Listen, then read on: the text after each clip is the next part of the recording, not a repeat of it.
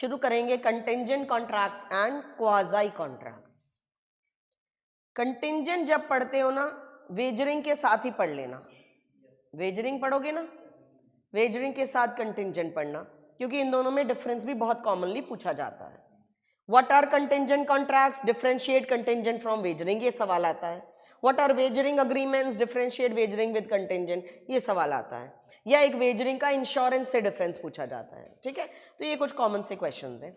या what are contingent contracts, what are its rules, ये आता है क्वेश्चन, ठीक है। करें, सबसे पहले करते हैं कंटिंजेंट कॉन्ट्रैक्ट्स। कंटिंजेंट का मतलब होता है बेस्ड ऑन सम इवेंट। हमने कंटिंजेंट गुड्स भी पढ़ी थी ना सोगा में। कंटिंजेंट गुड्स कौन सी हैं? जिनका ना आना आना किस पे डिपेंड करता है? ऑन हैपनिंग और non happening of some event. तो कंटिंजेंट कॉन्ट्रैक्ट भी कौन से होंगे? जिनकी परफॉर्मेंस किस पे डिपेंड करती है? ऑन हैपनिंग और non happening of an uncertain event. तो how do you define them? A contract to do और नॉट टू डू समथिंग, या कुछ करने का या कुछ नहीं करने का। If some event collateral to such contract does or does not happen। बेटा वेजरिंग और कंटिंजेंट में यही एक फर्क है। वेजरिंग में इवेंट मेन होता है, कंटिंजेंट में इवेंट कोलेटरल होता है। कोलेटरल मतलब वो साथ साथ रन करता है, मेन नहीं होता है। How do you define collateral? दो लोगों ने कोलेटरल को डिफाइन भी किया है, पॉलॉक और मुल्ला ने। क्या कहते हैं? कोलेटरल इवेंट वो इवेंट होता है जो पूरी कंसिडरेशन नहीं होता कॉन्ट्रैक्ट की, which is not the whole of the consideration, and ना ही जिसकी परफॉर्मेंस डायरेक्टली प्रॉमिस की होती है। Neither a performance directly promised nor the whole consideration. ऐसे इवेंट को हम कौन सा इवेंट कहते हैं? Collateral event. तो कंटिंजेंट कॉन्ट्रैक्ट्स में इवेंट क्या होता है? कोलेटरल। इंश्योरेंस कंपनी आपको कहती है कि अगर हम आपको 5 लाख रुपए देंगे, मेन वादा क्या होता है? कंपनी आपको पैसे देगी और आप उसको क्या दोगे? प्रीमियम। ये पैसे कब मिलेंगे बेटा? ऑन हैपनिंग और non happening of an uncertain event. आपके घर को अगर नुकसान हुआ तो पैसे मिलेंगे। तो इवेंट क्या बन के रह जाता है? कोलेटरल। मेन वादे कुछ और होते हैं। तो such contracts are called contingent contracts. Definition एक बार दोबारा पढ़ दो। A contract to contract does और डज नॉट हैपन। कौन कौन से एग्जाम्पल्स हैं कंटिंजेंट कॉन्ट्रैक्ट्स के? इंश्योरेंस, इंडेमनिटी, गारंटी, ये सब कौन से कॉन्ट्रैक्ट्स हैं? Contingent contract. इंश्योरेंस समझ रहे हो, अभी बताया। इंडेमनिटी भी कंटिंजेंट कॉन्ट्रैक्ट है। इंडेमनिफायर क्या कहता है? अगर नुकसान हुआ तुझे मैं भरूंगा। गारंटी में भी श्योरिटी क्या कहता है? कि अगर प्रिंसिपल डेटर की वजह से कोई भी नुकसान हुआ मैं भरूंगा। तो these all are contingent contract. Contingent contract के एसेंशियल्स अभी क्लियर कर देते हैं बेटा, डाउट जो भी आपका आ रहा है। एसेंशियल्स क्या है? First, they depend upon happening और non happening of an event. Second, event हमेशा क्या होता है? Collateral which runs side by side. इसके ना एग्जाम्पल, एसेंशियल्स के एग्जाम्पल्स में ज्यादा मत उलझना, एग्जाम्पल्स बहुत उलझा रखे हैं, ठीक है। थर्ड, इवेंट होना चाहिए and event should not be mayor will of the promisor. क्या हुआ बेटा? मैंने आपको बोला मैं आपको 5 लाख रुपए दूंगी। कब दूंगी? जब मेरी मर्जी हुई। Is it contingent contract? No. Promisor की विल कोई इवेंट नहीं है। विल के साथ अगर इवेंट जुड़ा है तो वो कॉन्ट्रैक्ट कंटिंजेंट बनेगा। मैंने आपको बोला मैं आपको 5 लाख रुपए दूंगी, अगर मेरा दिल किया मैं दिल्ली से गुड़गांव जाऊंगी फिर आपको पैसे दे दूंगी। क्या अब ये कंटिंजेंट बन गया? बन गया। मेरी विल के साथ एक क्या भी जुड़ गया? इवेंट भी जुड़ गया। तो it should not be mayor will. Fourth essential is event must be uncertain. अगर इवेंट सर्टेन हुआ, चाहे टाइम अनसर्टेन है कब होगा, बट अगर सर्टेन हुआ तो कॉन्ट्रैक्ट कंटिंजेंट नहीं होगा। इसमें ना आपको एक केस स्टडी आती है, वैसे क्वेश्चन कम ही आता है। एग्जाम्पल क्या है? एक जगह से परमिशन लेनी थी, एक नोटरी ऑफिसर, एक ऑफिसर से, और देखा गया था वो ऑफिसर परमिशन दे ही देता था हमेशा। तो इवेंट को अनसर्टेन मानोगे कि सर्टेन? सर्टेन। ठीक है ना? तो 4 एसेंशियल क्या है? फर्स्ट, डिपेंड अपॉन हैपनिंग और non happening of an event. Second, event must be collateral, event must not be mere will of promiser, and last event must be uncertain. अब आते हैं रूल्स ऑफ कंटिंजेंट कॉन्ट्रैक्ट्स. इनमें भी ज्यादा नहीं उलझना है, बिल्कुल बेसिक रूल्स हैं. अगर वर्ड टू वर्ड पढ़ने बैठोगे तो पक्का उलझोगे. दिमाग में अंडरस्टैंडिंग रखो, बस एक बार लिख के देखो क्या कह रही है. फर्स्ट रूल क्या है बेटा? Contract contingent on event happening. Contract किस पे डिपेंड कर रहा है? इवेंट के होने पे. ऐसे कॉन्ट्रैक्ट वैलिड कब होंगे बेटा? सच contract can not be enforced unless and until that event has happened. मैं आपको यहीं से पढ़ा रही हूं ताकि ऐसे ही पढ़ के आप लिख पाओ. कॉन्ट्रैक्ट कौन सा है? पहला वाला contingent, dependent upon event happening. कब वैलिड होगा? तब तक वैलिड नहीं होगा जब तक वो इवेंट हैपन नहीं होता. And if that event becomes impossible, the contract becomes void. अब इसका ऑपोजिट कर दो. Contract contingent on event not happening. Not happening वाले कब एनफोर्स होंगे बेटा? Only when the happening of that event becomes impossible and not before. और अगर इवेंट हैपन्स हो गया तो ये कॉन्ट्रैक्ट्स क्या हो जाएंगे? वॉइड. ऐसे ही लिखना है. ठीक है? रूल्स जब समझाओगे पहली हेडिंग क्या लिखना? Contingent contracts dependent upon event happening. क्या लिखना? Such contracts can be enforced only on the happening of that event, and if the event becomes impossible such contracts become void. Second में क्या लिखना? Second rule लिखोगे contract contingent upon non-happening of an event. Such contracts become enforceable only when the event becomes impossible and not before. समझ गए? Third को छोड़ो, third भी learn करेंगे, लिखना सीरियल वाइज ही है. फोर्थ में और फिफ्थ में फर्स्ट और सेकंड के साथ टाइमलाइन जोड़ दो. फोर्थ क्या लिखोगे? Contract contingent upon event happening within fixed time, specified time. ठीक है? फिर क्या लिखोगे? Such a contract can be enforced if, या फिर इन्होंने उल्टा बताया बेटा, आप उल्टा कर देना. Such a contract become void if before the expiry of time event becomes impossible, या at the expiration of fixed time event has not happened. ठीक है? void कब कब होंगे ये वाले? if इवेंट की ड्यू डेट से पहले क्या हो गया? With in fixed time event क्या हो गया? इम्पॉसिबल. या फिक्स्ड टाइम निकल गया, इवेंट हैज नॉट हैपेंड. अब आ जाओ फिफ्थ रूल. क्या लिखोगे? Contingent contract dependent upon event non happening within fixed time. अब इसमें क्या करोगे? Such a contract can be enforced. कब एनफोर्स होंगे ये वाले? Time has expired, such event has not happened.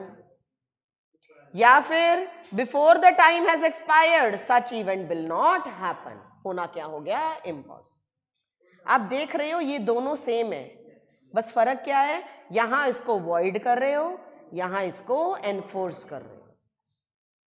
ठीक है? तो ऐसे ही लिख के आना है. अब थर्ड रूल बीच में क्या लिखोगे? Contracts contingent upon future conduct of a living person. ठीक है? ऐसे कॉन्ट्रैक्ट्स यहां पे कर लेना बेटा. इसकी बेयर लैंग्वेज मैं चाहूंगी आप ना ही करो, इसमें ये वाला पार्ट कर लो. क्या बोलोगे? If the uncertain event is future conduct of a living person such event shall be considered impossible. कब? If that person does anything which becomes to perform the contract within any definite time. अगर वो person कुछ ऐसा कर देता है कि event का होना क्या हो जाता है? इम्पॉसिबल. मैंने बोला था अगर आपने ऐसा किया तो हमारा कॉन्ट्रैक्ट परफॉर्म होगा. आपने उस टाइम में वैसा करना क्या कर दिया? इम्पॉसिबल. तो ऐसा कॉन्ट्रैक्ट क्या हो जाता है? वॉइड हो जाता है.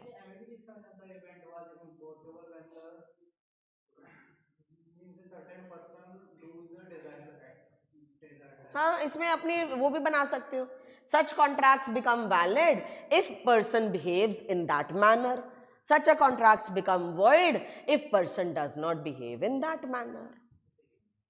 ठीक है, ऐसा भी लिख सकते हो। इनके रूल्स में ज्यादा बेयर वर्डिंग में ना पढ़ना, बस हेडिंग्स सेम रखना, अंदर एक्सप्लेनेशन अपने हिसाब से दे देना अगर ये चीजें कंफ्यूज कर रही हैं। लास्ट बिल्कुल आसान, contingent contracts dependent upon impossible events, such contracts are void। इसमें तो कोई तीसरी बात ही नहीं है, सीधा ही क्या लिख दोगे, such agreements are void।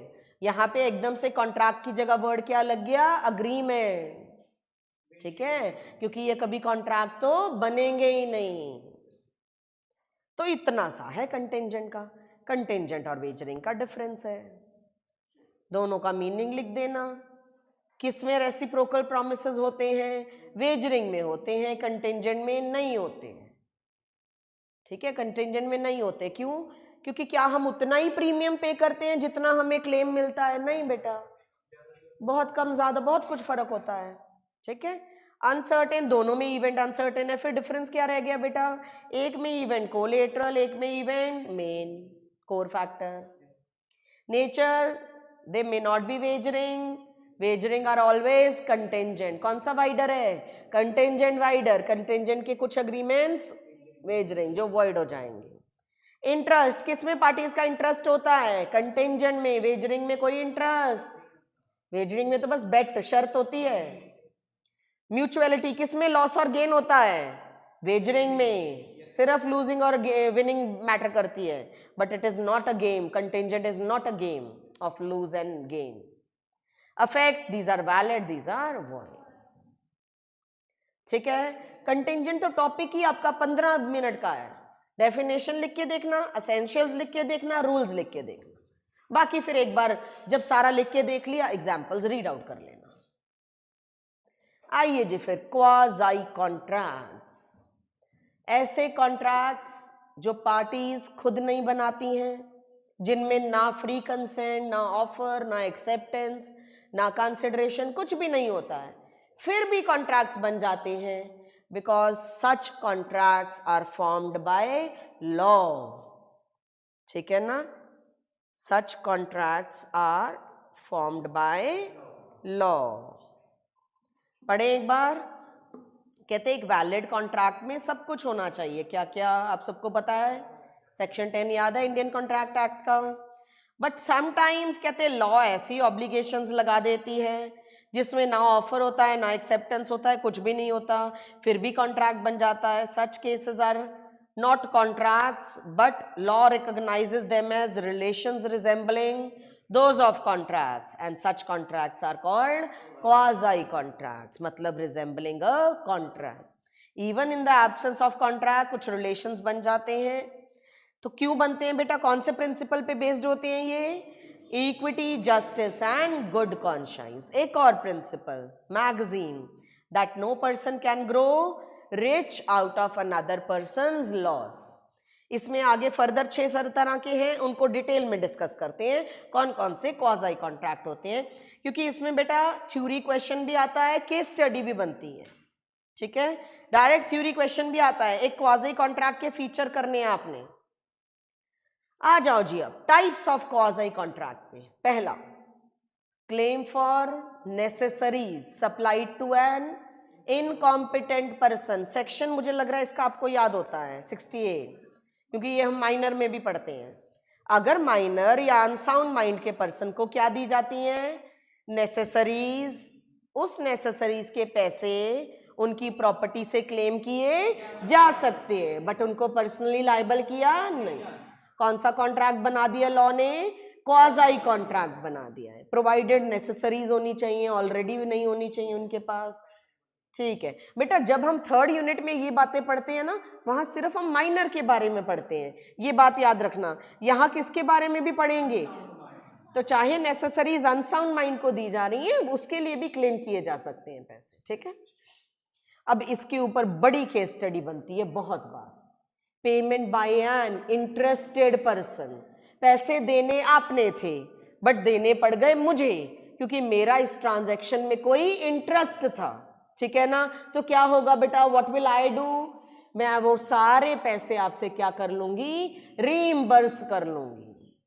A person who is interested in the payment of money which another is bound by law to pay and who therefore pays it is entitled to be reimbursed by the other। इसके ऊपर आप देखना case studies मिलेंगी आपको।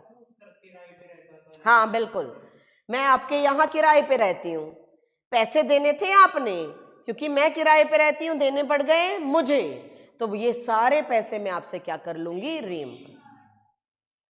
Next is, इसमें वो आता है आप किसी के घर पे गुड्स भूल आए, क्या वो आपको गुड्स उसकी हो जाएंगी कि आपको मिलेंगी, वापस मिलेंगी, ठीक है ना। Obligation of person enjoying benefit of non gratuitous act, इसकी 3 कंडीशन है, कुछ भी हो गया है या कुछ डिलीवर हो गया है लॉफुली, बट मैं ये एज अ गिफ्ट नहीं देना चाहती थी आपको, एंड अदर पर्सन ने क्या एंजॉय कर लिए, बेनिफिट, तो उसको उस बेनिफिट्स के पैसे लौटाने पड़ते हैं। इसमें मोस्ट कॉमन यही गुड्स वाला एग्जांपल आता है। अब ये भी बहुत कॉमन जो केस स्टडी बनता है, finder of lost good, definition आप सबको पता है, उसकी ड्यूटीज भी पता है। यहां पे सवाल क्या आता है बेटा आपको कि फाइंडर ऑफ लॉस्ट गुड्स को कुछ गुड्स मिली, उसने वो गुड्स मान लो मॉल में गिरी हुई मिली, मॉल के मैनेजर को पकड़ा दी वो गुड्स, कुछ दिन बाद भी देखा बट ट्रू ओनर नहीं मिला, वो मैनेजर से जाके फाइंडर ऑफ लॉस्ट गुड्स ने गुड्स मांगी, मैनेजर उसे देने से मना कर रहा है, आपको बताना होता है ये गुड्स पे किसका हक है। बट बेटा आपसे एक सवाल और पूछा जाता है, अगर मैनेजर ने उस पर कुछ लॉफुल खर्चे कर दिए, वो फाइंडर ऑफ लॉस्ट गुड्स को उसे देने पड़ेंगे और वो गुड्स को रिक्लेम कर सकता है, ठीक है। यहां पे एक लाइन लिखते हो आप, क्या लिखते हो, the has a superior right against the whole world except the true owner over the goods. बहुत अच्छा। मनी पेड बाय मिस्टेक और अंडर कोहर्जन, गलती से किसी और के बैंक में पैसे डलवा दिए या किसी ने जबरदस्ती कोहर्जन करके आपसे पैसे ले लिए, क्या वो पैसे रिक्लेम कर सकते हो, कर सकते हो। यहां पे ना आता है बेटा टैक्सेस, अगर गलती से सरकार को टैक्स भी दे दिया है वो भी उससे वापस मांग सकते हो। तो यहाँ गलती का मतलब बहुत वाइडर है, गलती मतलब एनी टाइप ऑफ गलती, एंड यहाँ कोहर्जन का मतलब वो इंडियन कॉन्ट्रैक्ट एक्ट वाला कोहर्जन नहीं है, 3rd यूनिट वाला। यहाँ कोहर्जन का मतलब क्या है बेटा, ये देखो जी, एनी ऑपरेशन, धक्का मुक्की, छीना झपटी या कुछ भी और, ठीक है ना, आपसे धक्के से ब्लैकमेल करके छीन के किसी ने पैसे ले लिए, आप वो सारे पैसे उससे रिकवर कर सकते हो। इसमें एक यही आता है, किसी ने गलती से म्युनिसिपल टैक्स भर दिया, क्या वो भी वापस मांगा जा सकता है, मांगा जा सकता है, ठीक है। अच्छा ये लास्ट 5 ही केसेस है ना।